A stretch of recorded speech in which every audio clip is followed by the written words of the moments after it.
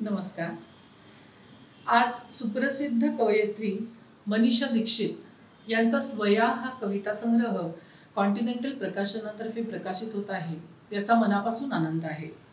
नामवंत साहित्यिक श्रीयुत नागनाथ कोत्तापल्ले यांच्या शुभ हस्ते या पुस्तकाचं प्रकाशन होणार आहे. प्रसिद्ध कवयित्री आसावरीताई काकडे आज इथे विशेष उपस्थित आहेत, ज्या पुस्तकावर भाष्य करणार आहेत. सर्वप्रथम मनीषा ताईंचं मी मनापासून अभिनंदन करते. कोत्तापल्ले सर आणि आसावरीताई आवर्जून इथे आल्या त्याबद्दल त्यांचेही आभार. मनापासून धन्यवाद. मुखपृष्ठाचं काम करणारे आमचे मित्र सागर नेने, DTPचं काम करणारी आमची मैत्रीण चेतना वडके, मुद्रित शोधनाचं काम करणारी शुभांगी भिडे आणि व्हिडिओचं काम करणारी आमची मैत्रीण प्राची एके यांचेही मनापासून आभार.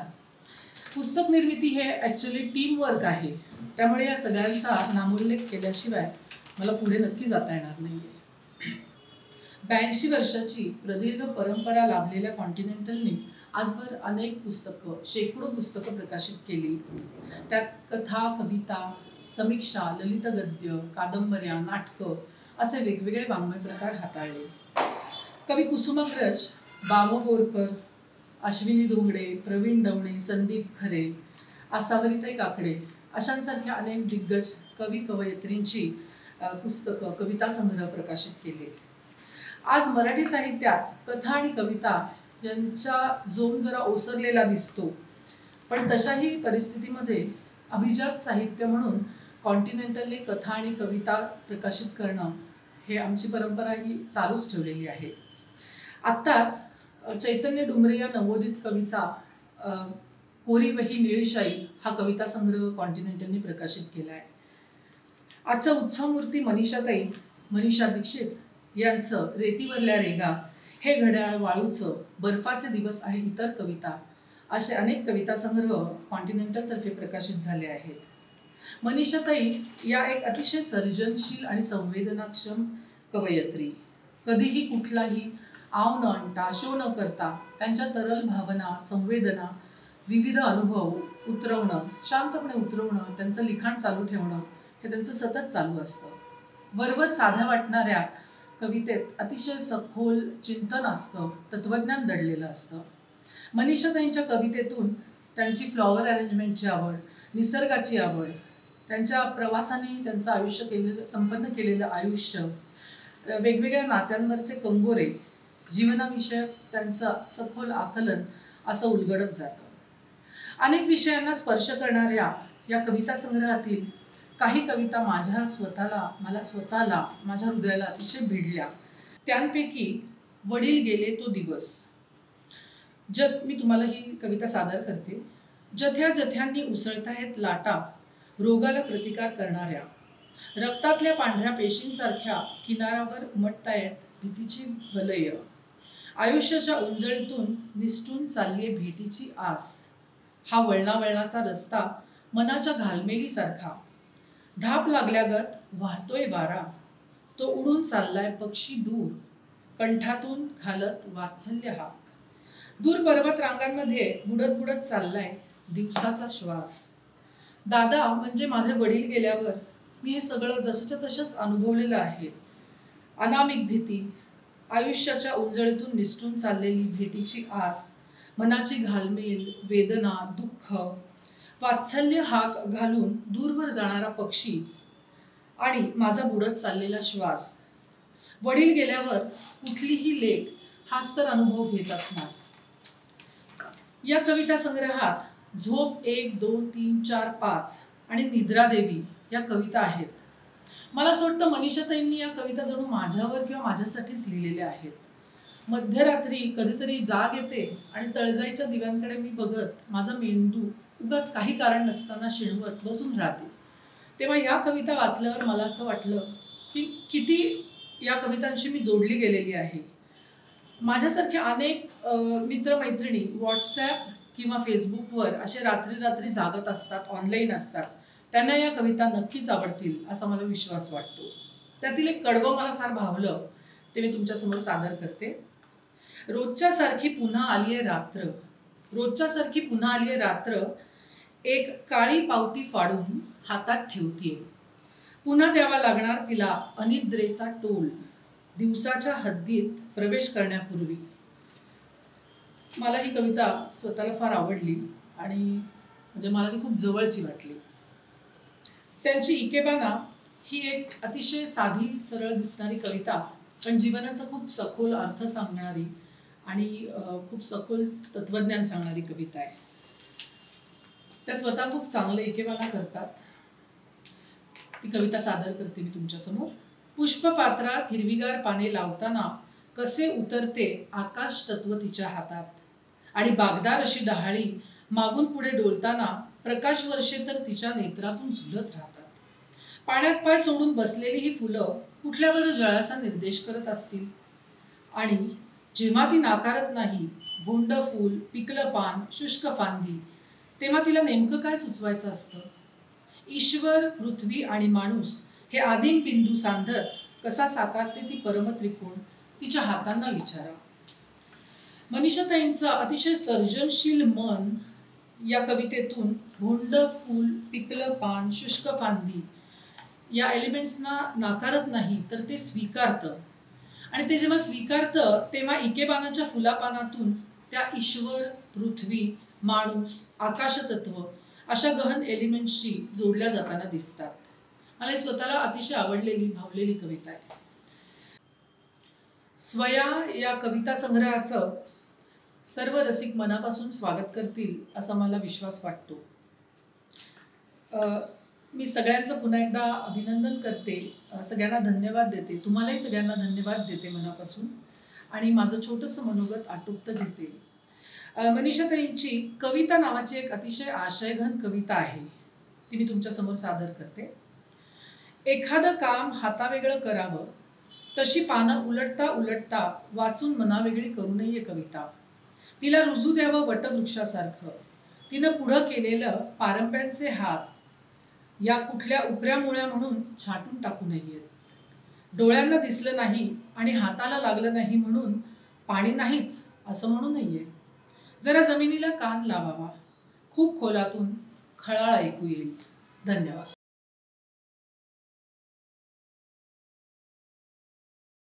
नमस्कार. कॉन्टिनेंटल प्रकाशनातर्फे निघणारा माझा स्वया हा कविता संग्रह आदरणीय डॉक्टर नामनाथ कोत्तापल्ले सरांच्या हस्ते प्रकाशित होतो आहे, याचा मला विशेष आनंद होतो आहे. माणुसकी, गुणत्व यांना प्राधान्य देणारे, समाजातील कुठल्याही स्तरातील व्यक्तीने श्रद्धा ठेवावी असे हे व्यक्तिमत्व आहे. तब्बल 10 वर्षांनंतर हा संग्रह निघतो आहे. हा 10 वर्षांचा काळ वैयक्तिकरित्या अत्यंत व्यस्त गेला. खूप प्रवास झाला. कविता सुचत होत्या आणि त्या मी लिहूनही ठेवत होते. देवयानी अभ्यंकरांची जेव्हा भेट झाली तेव्हा आता कविता संग्रह काढावा असा विचार आहे व तो कॉन्टिनेंटलतर्फे निघावा अशी इच्छा आहे असं मी म्हणाले. त्यांनी कविता वाचल्या आणि त्या म्हणाल्या, अहो, इच्छा आहे असं म्हणू नका, तुम्ही पुस्तक काढा असं म्हणा. हा अर्थात त्यांचा दिलखुलास मोठेपणा. कवितांची PDF फाईल देऊनही बरेच दिवस झाले. करता करता 2020 साल उजाडले. पुस्तक तयार झाले. मार्चच्या पहिल्या आठवड्यात भेटायचे ठरले आणि लॉकडाऊन सुरू झाले. पुस्तक अडकून राहिले आणि आता प्रकाशित होते आहे. या कठीण काळात त्यांनी आत्मीयतेने परंपरा व प्रगती हे कॉन्टिनेंटलचे ब्रीद सांभाळत पुस्तक काढले. यापेक्षा अधिक काय हवे. थोडं स्वयाविषयी बोलते. इयत्ता 7वी ते SSC पर्यंतचे माझे शिक्षण नांदेडच्या प्रतिभानिकेतन हायस्कूलमधून झाले. याच काळात शाळेत असताना मराठी कवितांचे संस्कार झाले. इयत्ता 9वीत असताना कधीतरी मी लिहू लागले. तेव्हा शाळेचं हस्तलिखित निघत असे, त्यात कविता आल्याचं आठवतं. या काळात लिहिल्या गेलेल्या कविता वडिलांनी त्यांच्या हस्ताक्षरात एका निळ्या रंगाच्या डायरीत लिहून ठेवल्या होत्या, स्वया या नावानं. माझं आधीचं नाव स्वयंप्रभा देशमुख. त्या काळात कवयित्री आपल्या पहिल्या नावाने कविता लिहित असत. त्याचा हा परिणाम असावा. वडिलांचं ते कौतुक मिश्रित प्रोत्साहनच होतं. आज ते हयात नाही. हा संग्रह त्यांच्या स्मृतीला अर्पण करताना माझ्या भावना दाटून येत आहे. जरी मी विज्ञान शाखेची पदवीधर झाले तरी साहित्य, विशेषतः कवितांची आवड प्रामुख्याने राहिली. इकेबाना या कलेच्या वाटेने गेले तरी काव्य हेच जीवनाचे मर्मस्थान राहिले. फर्ग्युसन महाविद्यालयात पिढीला असताना कॉलेजच्या मॅगझिनमध्ये कविता छापून आली होती, ती आठवते. मनाच्या देव्हाऱ्यात देव अजून वसून आहे. थोर व्यक्तींच्या मूर्ती श्रद्धेच्या तबकावर, आदर्शाच्या तस्बिरी जिद्दीच्या आधारावर, संघर्षाची उद्बत्ती येथे जळते आहे. मनाच्या देव्हाऱ्यात देव अजून वसून आहे. तू बुद्धीचं फुलवातीला विचारांच्या, गंध समाधानाचा फुलांना कृतीच्या, कर्तव्याचं नाव रांगोळीनं रेखाटलं आहे. आणि अशी अजून एक दोन कडवी होती. स्वया या कविता संग्रहातल्या काही कवितांना साहित्यप्रेमी भगिनी मंडळ, कवितारती आदींनी पूर्वप्रसिद्धी दिल्याबद्दल मी त्यांची मनापासून आभारी आहे. ज्येष्ठ कवयित्री आसावरी काकडे यांनी त्या वाचून सूचना केल्या, त्याबद्दल मी त्यांच्या मैत्र ऋणात राहू इच्छिते. चांगली कविता लिहिण्यासाठी आधी चांगलं माणूस असणं महत्त्वाचं आहे, असं मार्गदर्शन त्या स्वतःच्या कृतीतून करतात. प्रतिभा ही गूढ वलयांकित गोष्ट खरीच, पण कवीने त्याच्याकडून करावयाची साधना, निष्ठा यांनाही काही मोल आहे. कविता लेखन ही काही हातातली गोष्ट नाही. साहित्याचं वाचन, अभ्यास, पूर्वकालीन व समकालीन कवितांचं वाचन, संवेदनशीलता जोपासणं, निसर्ग निरीक्षण या तपश्चर्येच्या मार्गानं जाणं हेच खरं. माझ्या कवितांच्या बाबतीत मी काही भाष्य करीत नाही. काव्य हा निसर्गाला जाणून घेण्याचा, जीवनाचा तळठाव घेण्याचा एक भावनिक मार्ग आहे. या मार्गावरून चालणाऱ्या, कविता लिहिणाऱ्या, संवेदनशीलतेने कविता वाचणाऱ्या सर्वांबद्दल मला ममत्व वाटते. या पुस्तकाच्या प्रूफ रिडिंगचं काम शुभांगी भिडे यांनी अत्यंत आस्थेनं केलं. चेतना वडके यांनी DTPचं काम केलं. सागर नेनेंनी साजेसं डायरी चित्र बनवून दिलं. या सर्वांची मी खूप खूप आभारी आहे. या कविता विनम्रतेने रसिक वाचकांसमोर ठेवते व हा प्रवास चालू राहावा अशी इच्छा धरते. या संग्रहातल्या 2 कविता वाचते.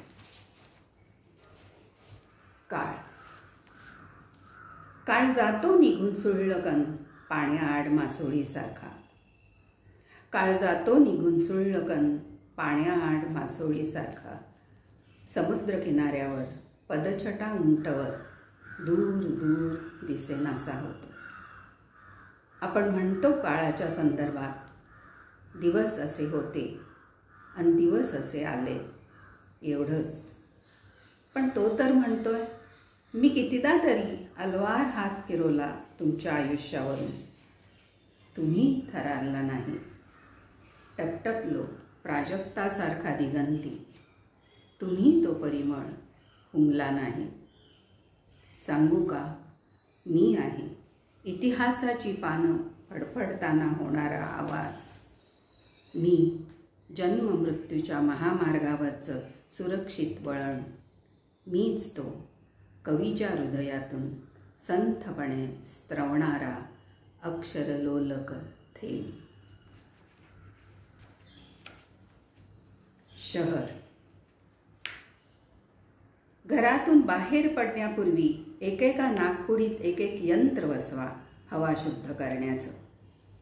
घरातून बाहेर पडण्यापूर्वी एकेका नागपुडीत एक यंत्र बसवा हवा शुद्ध करण्याचं. कानांवर अडकवा तबकड्या, रोखायला ध्वनी प्रदूषण. डोळ्यांवर बसवा काचा, शिरू नये कुठूनही धुलीकण. मग फासा अंगाला जेल, की होऊ नये कुठल्याही जीवाणूचा शिरकाव. आता करा पेहराव झकपक, मग ठेवा शिरस्त्राण सो कॉल्ड मनशांती राखणारं. कामधाम उरकून परताल घरी, तेव्हा आधी दाराजवळचं बटण दाबा, ज्याने उडेल प्रत्येक खोलीत जंतुनाशकाचा फवारा. आता करा प्रवेश आत, एक एक आयुध उतरवा. स्नान करा पाण्याची कपात ओळखून, मायक्रोवेव्हचा पॅरामीटर दाखवेल कुठलं अन्न किती दूषित. हवा दूषित, पाणी दूषित, अन्न दूषित. बाकी आरोग्य संवर्धन कार्यशाळा शहरात चालल्यात तेजीत. स्वया या कविता संग्रहाचे प्रकाशन झाले असे मी अत्यंत आनंदाने. ज्येष्ठ साहित्यिक डॉक्टर नागनाथ कोत्तापल्ले सर यांच्या हस्ते मनीषा दीक्षित यांच्या स्वया या कविता संग्रहाचं आज प्रकाशन होत आहे. संग्रहाची निर्मिती उत्तम झाली आहे. या दर्जेदार नवनिर्मितीबद्दल सुरुवातीला मी तिचं हार्दिक अभिनंदन करते. कॉन्टिनेंटल प्रकाशनाच्या देवयानी अभ्यंकर यांनी सध्याच्या अनेक गैरसोयींच्या काळातही अगत्यानं देखणी पुस्तक निर्मिती केलेली आहे. त्यांचंही अभिनंदन करायला हवं. स्वया या वेगळ्या शीर्षकाचा संदर्भ अधोरेखित करणारं सागर नेने यांचं मुखपृष्ठ ही एकूण पुस्तक निर्मितीतली जमेची बाजू. कोत्तापल्ले सरांनी ऑनलाईन प्रकाशनाच्या नव्या तांत्रिक पर्यायाशी जुळवून घेत या प्रकाशनात आपला सहभाग दिला, याचा मनीषा इतकाच मलाही आनंद झाला आहे. स्वया हा मनीषाचा चौथा कविता संग्रह. तिच्या पहिल्या संग्रहापासून मी तिच्या कविता वाचत आले आहे. तिच्या कविता मला आवडतात. त्या कसलाही आव आणत नाहीत, आक्रोश करत नाहीत, पण म्हणून त्या आत्मतृप्त आहेत असं नाही. भोवतीच्या भयकारी होत चाललेल्या वास्तवाचं भान आहे त्यांना. ते अस्वस्थ करतं, घाबरवतं. तेव्हा उमटणारे त्याचे संयत तरी उत्कट उद्गार रसिक मनाला भिडणारे असतात.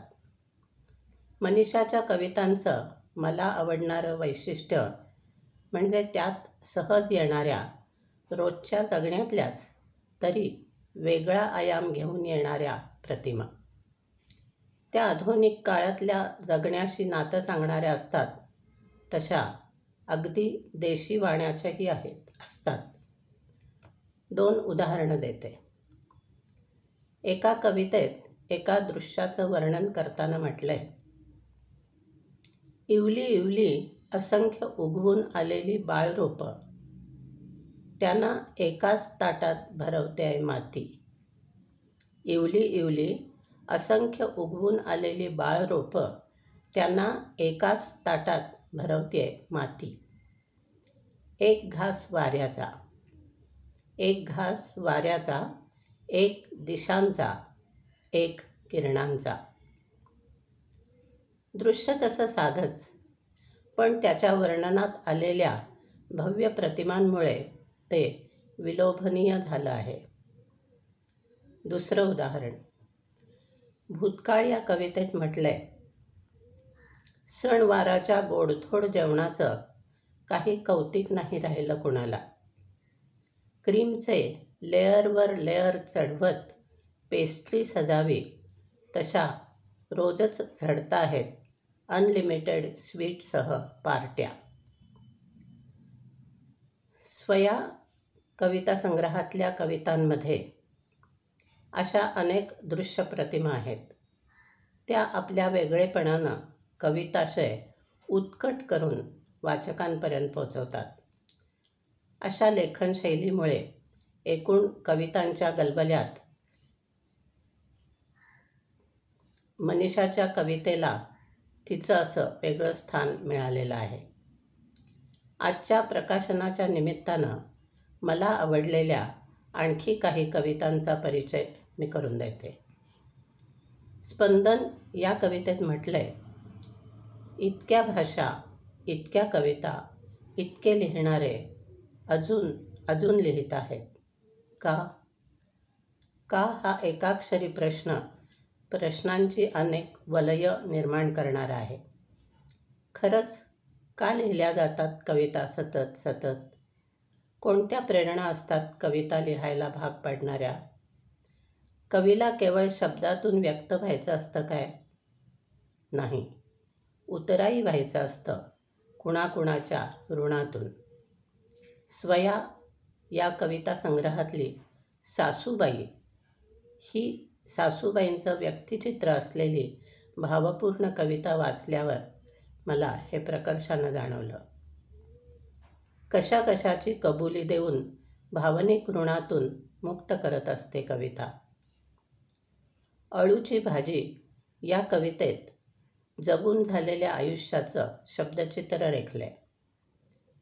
अळूची देठं सोलता काळच सोलू लागते मी, अशी सुरुवात करून एका थांब्यावर म्हटलंय, अळू खाजरं नाही निघालं. 4 शब्दांची ही साधी ओळ बरंच काही सूचित करणारी आहे. पुढे म्हटलंय, आता या कढीपत्त्याच्या डहाळीला किती बरं पानं, तेवढ्या तरी परदेश वाऱ्या झाल्या. आयुष्य समृद्ध करण्यात या प्रवासाचाही सहभाग असतो. London Reading IT centre, Bahrain एक झलक, लंडन आय, स्ट्रॅटफोर्डच्या वाटेवर, Oxford Bodleian Library, Dover White Cliffs, Glencoe जंगल ट्रेक या कवितातून त्याची झलक दिसते.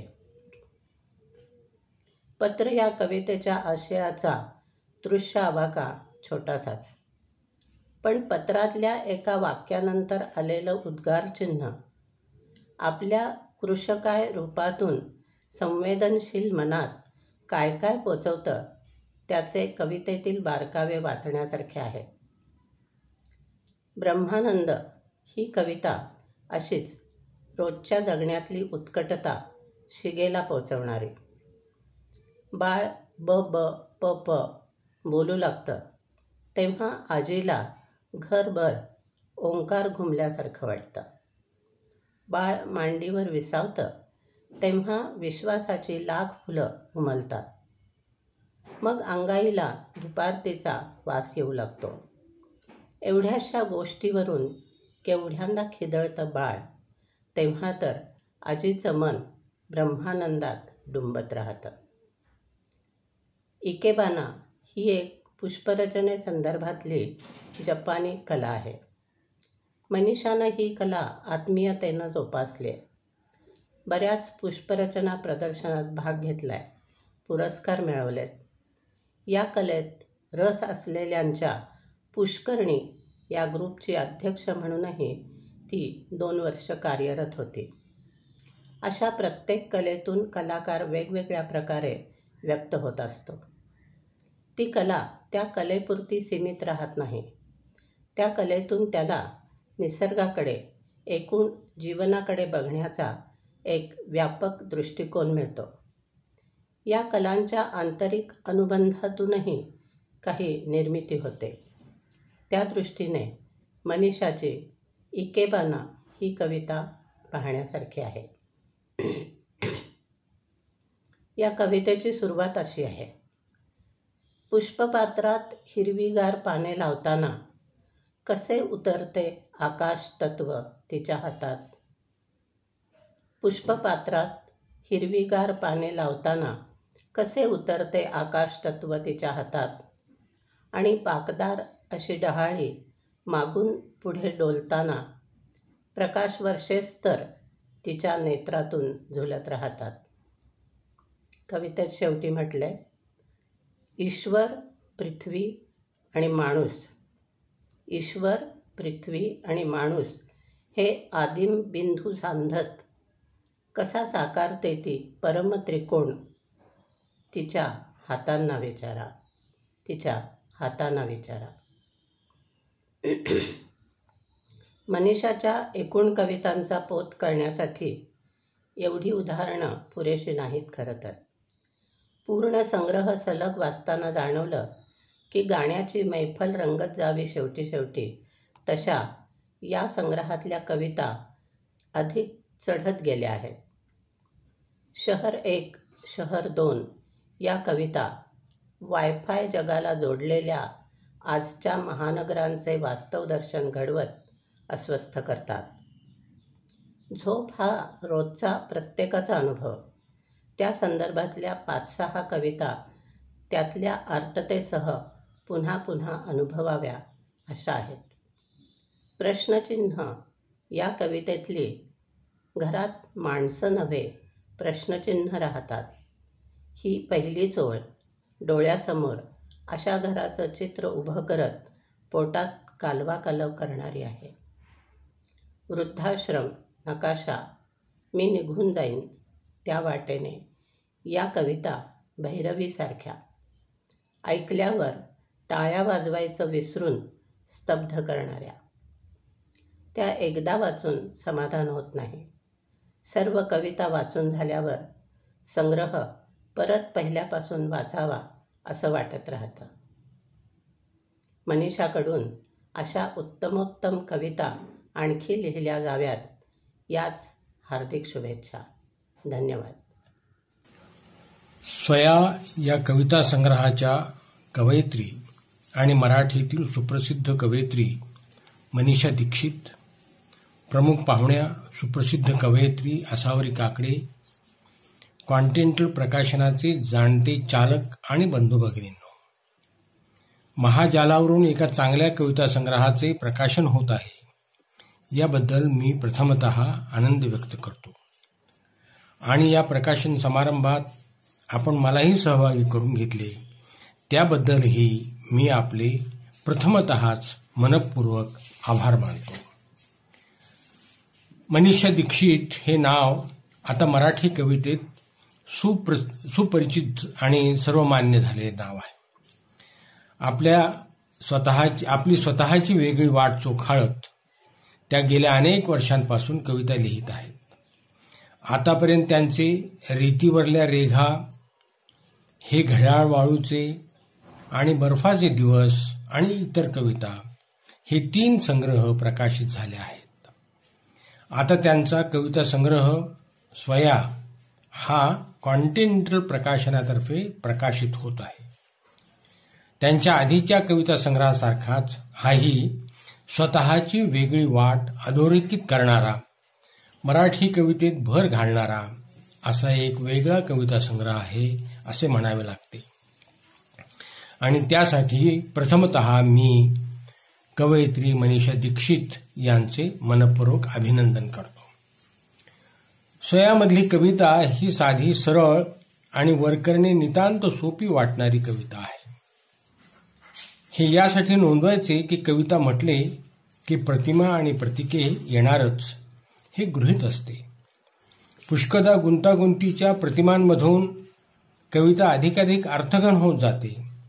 किंबहुना असे म्हणता येईल की प्रतिमांच्या भाषेतून व्यक्त होणे हाच कवितेचा स्वभाव असतो. विशेषतः मर्ढेकरोत्तर कालखंडातील कवितेमध्ये हे प्रतिमा बाहुल्य दिसते. परंतु त्याच वेळी काही कवी मात्र क्वचित एखाद्या दुसऱ्या प्रतिमेचा वापर करतात. त्यांची कविता साधी, सरळ आणि आकलन सुलभ असते.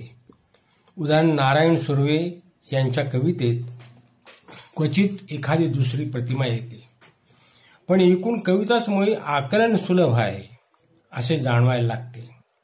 नारायण सुर्वे यांच्या पाठोपाठ आलेली दलित कविता, पुष्कळशी ग्रामीण जीवनाशी संबंधित असणारी कविता अशी साधी, सोपी आणि आकलन सुलभ असते.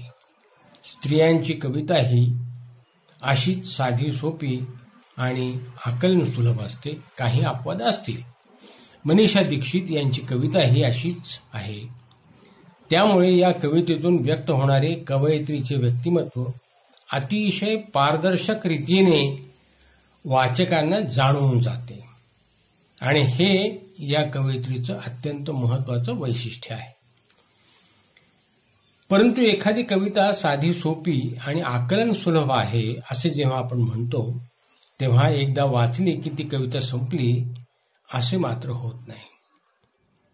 अर्थांचे विविध पदर ती सूचित करीत जाते. अशा कवितेची शब्दकळा आपल्या विविध संवेदनांना स्पर्श करीत अनुभवाचे अर्थघनत्व आपल्या प्रत्ययाला आणून देते. म्हणून वरकरणी आकलन सुलभ वाटणारी कविता मात्र अंतिमतः विलक्षण अर्थभारित असते. अर्थांच्या विविध पदरांनी ती अधिकाधिक गुंतागुंतीची झालेली असते, प्रत्ययकारी झालेली असते याची जाणीव होते. असाच काहीसा अनुभव मनीषा दीक्षित यांच्या कविता वाचताना येतो. उदाहरण म्हणून येथे त्यांच्या समज या कवितेचा निर्देश करता येईल. तळ्यातल्या पाण्यावर पाऊस पडावा आणि पाण्याचीच नक्षी बनावी तशी गाढ समज तुझ्या डोळ्यात. त्याच्या डोळ्यात उमटलेली समज प्रत्ययकारी करण्यासाठी येथे केवळ पाण्याची नक्षी ही एकमेव प्रतिमा येते. ही प्रतिमा ही परिचित सहज आकलनीय अशी आहे. परंतु त्याच्या डोळ्यातल्या समजेला जेव्हा ती संदर्भित करते तेव्हा ती समज विविध अर्थांचे सूचन करते. ती आश्वासक आहे, समजून घेणारी आहे, गाढ स्नेहभाव प्रकट करणारी आहे, आधार देणारी आहे, सांभाळून घेणारी आहे आणि त्याच वेळी ती या सगळ्या भावछटांच्या विलक्षण सुंदर झालेली आहे. एवढा सारा आशय या छोट्याशा कवितेतून प्रकट होतो. अशात आणखी अनेक कवितांचा आपला उल्लेख करता येईल. उदाहरणार्थ त्यांची ओवी ही कविता ही याबद्दल सांगता येईल की या कवितेमध्ये संबंध सृष्टीच मुळी एक मोठी प्रतिमा होऊन जाते असं आपल्या लक्षात येईल. मनीषा दीक्षित यांची कविता अशी अर्थभारित होण्याची दोन कारणे दिसतात. मुळात त्यांची काव्य प्रकृती चिंतनशील आहे. विशेषतः जीवनातील काही बाबी अनाकलनीय असतात. उदाहरण जन्म म्हणजे काय, मृत्यू म्हणजे काय, काळ म्हणजे काय, नेमके या आणि असल्या गोष्टी कोठे असतात याचा शोध घेण्याची गरज कवयित्रीला वाटते. मग त्या लौकिक दृश्य जगाच्या पलीकडे काहीतरी शोधण्याचा प्रयत्न करतात. जे अतिंद्रिय आहे त्याचा शोध घेऊ पाहतात.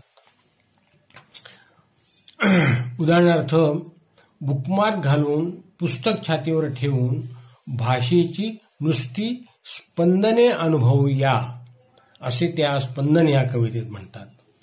किंवा ओह केवढी ही विलक्षण शांतता, ऐकू येतोय आवाज मला माझ्या आतला. केवढी ही शांतता या नावाची कविता आहे.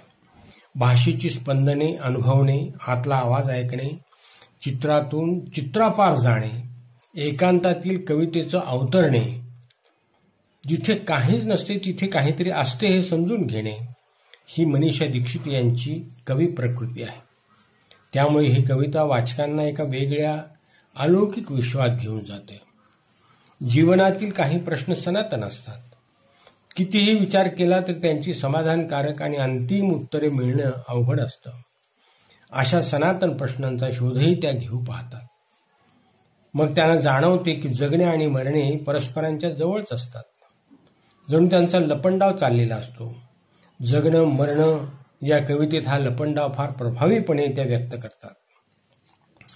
मृत्यू जगण्याला बघत असतो, त्याला हुंदरू देतो, पण जगणं मात्र मरणाची जाणीवच ठेवत नाही आणि ही त्याची फार मोठी चूक असते असे त्यांना वाटते. जगणं आणि मरणं हे यांचं चक्र सनातन पण अनाकलनीय. तसेच काळाचेही आहे.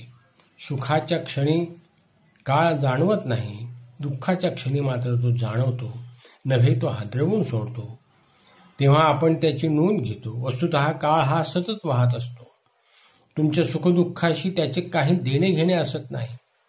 अशा ह्या अव्याहत वाहणाऱ्या काळाची जाणीवही त्यांच्या काळ या कवितेतून व्यक्त होते. कवितेच्या शेवटी त्या म्हणतात, मी जन्ममृत्यूच्या महामार्गावरचं सुरक्षित वळण, मीच तो कवीच्या हृदयातून संतपणे स्रवणारा अक्षरलोलक थेंब. येथे काळ जसा प्रतीत होतो त्याप्रमाणे कविता कशी दिसणाऱ्या जगाच्या पलीकडले काहीतरी शोधण्याचा प्रयत्न करते हेही अक्षरलोलक थेंब या प्रतिमेतून सांगितले गेले आहे. जन्म, जगणे, मरणे, काळ अशा अनाकलनीय संकल्पना संबंधीचे चिंतन करणे, त्यांना शब्दरूप देणे मनीषा दीक्षित यांच्या कवी प्रतिभेचा धर्म असल्यामुळे त्यांच्या अनेक कवितांमधून या स्वरूपाच्या जाणीवा प्रकट होताना दिसतात. जन्म, मृत्यू, काळ यासारख्या संकल्पना अनाकलनीय तर आहेतच, पण संपूर्ण सृष्टी आणि तिचे व्यवहार तरी कुठे मानवी बुद्धीच्या कक्षेत येणारे आहेत. फुलांना रंग कसे प्राप्त होतात, विशिष्ट ऋतूंमध्ये सृष्टी का व कशी फुलून येते, अथांग पसरलेला सागर आणि त्यावरून उडत जाणारा पक्षी, चांदण्या रात्रीची विविध रूपे, दिवस रात्र यांचे चक्र, हिमप्रदेशात मध्ये येणारी पावित्र्याची जाणीव, या साऱ्या जाणवणाऱ्या गोष्टी, मग त्यामागचे सूत्र कोणते हा प्रश्न जसा अनुत्तरितच राहतो. सनातन काळापासून तो अनुत्तरितच राहिलेला आहे. सृष्टीच्या बाह्य रूपातील सौंदर्य प्रकट करण्यापेक्षा त्यामागील अथांग गूढता समजून घेण्यामध्ये मनीषा दीक्षित यांना रस आहे. म्हणून सृष्टीची रूपे त्या व्यक्त करतात, नाही असे नाही, पण त्या पलीकडे जाण्याचा प्रयत्नही त्या करतात आणि हेच त्यांचे वेगळेपण आहे. एकाच वेळी मृत्यू आणि त्यावर कलम केलेला नवा जन्मही आहे आणि हेच अनादि जीवनचक्र आहे. ते माणसाला लोभावते, पण त्यामागचे सूत्र काय ते मात्र नीटसे कळत नाही. अशी निसर्गाची काहीशी वेगळी जाणीव त्या व्यक्त करतात. निसर्ग हा त्यांच्या चिंतनातील महत्वाचा भाग असला तरी रूढार्थाने त्या निसर्ग कवयित्री आहेत असे म्हणता येणार नाही. अनाकलनीय निसर्गातील विविध रूपे आणि त्या योगे होणाऱ्या जाणीवा व्यक्त करणाऱ्या अनेक कविता स्वयामध्ये आहेत. उदाहरणार्थ कोण, समुद्रकिनारा, ब्लासम, उत्तर, फॉल, फुलं, हिमप्रदेश अशा अनेक कविता आहेत. स्वयामधील अनुभवबंध समजून घेताना आणखी 2 बाबींचा निर्देश करावा लागतो. त्यातील एक बंध म्हणजे परदेश प्रवासाचा आहे. या प्रवासात आलेल्या अनुभवांना शब्दरूप देण्याचा प्रयत्न करतात. प्रवासामध्ये मानवी संवेदनांना एक ताजेपणा प्राप्त होतो. नेहमीचा प्रदेश आपण गृहीत धरलेला असतो, पण तो नवा प्रदेश मात्र गृहीत धरता येत नसतो. त्यामुळे तेथे संवेदना आपोआप ताज्या तव्याने होऊन जातात आणि बदललेल्या प्रदेशाचे, निसर्गाचे वेगळेपण समजून घेऊ लागतात. त्यातील सौंदर्याचे वेगळेपण मग लक्षात यायला लागते. पण त्याच वेळी आपण ज्या प्रदेशातून, देशातून आलेलो असतो तो प्रदेशही आठवत राहतो. त्यातून नव्या प्रदेशाला एक वेगळे रूप तर प्राप्त होतेच, पण आपल्या प्रदेशातील स्मृतींनाही नवा संदर्भ प्राप्त होतो. असे डॉक्टर सुधीर रसाळ यांनी प्रवास वर्णनाच्या संदर्भात म्हटले आहे. त्याचा प्रत्यय मनीषा दीक्षित यांच्या प्रवासातील कविता वाचताना सतत येत जातो. स्वया या कविता संग्रहामध्ये नव्या, बदललेल्या, यांत्रिकतेमध्ये हरवून गेलेल्या, जीवनाची नवलाई संपून गेलेल्या, प्रदूषणामध्ये गुदमरलेल्या, कंटाळ्यामध्ये बुडून गेलेल्या, आजच्या फेसबुक जगातील ताणतणाव आणि निरर्थकता व्यक्त करणाऱ्याही अनेक कविता आहेत. किंबहुना हा त्यांच्या कवितेचा दुसरा एक महत्वाचा बंध आहे. या सगळ्याच कविता जीवनाची निरर्थकता तर प्रकट करतातच, पण जगण्याला प्राप्त झालेल्या या हेतुशून्यतेमुळे येणारा एक विषादही प्रकट करीत जातात. एका प्रकारे ही संस्कृती विहीनताच असते याची जाणीव या कवितांमधून मनीषा दीक्षित करून देतात.